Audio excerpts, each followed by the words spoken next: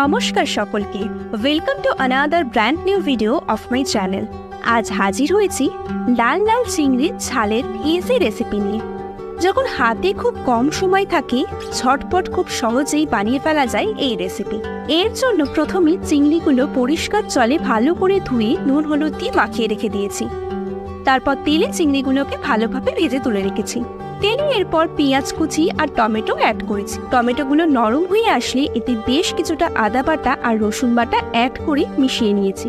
মশলা হিসাবে শুধুমাত্র হলুদ গুঁড়ো আর লঙ্কা গুঁড়ো ইউজ করেছি। আর এরপর অল্প অল্প করে জল মিশিয়ে মশলাটা ভালো করে কষিয়ে নিয়েছি বেশ কিছুক্ষণ। ঝালের পরিমাপটা ঠিক রাখতে দুখানা চেরা কাঁচা লঙ্কাও অ্যাড করেছি।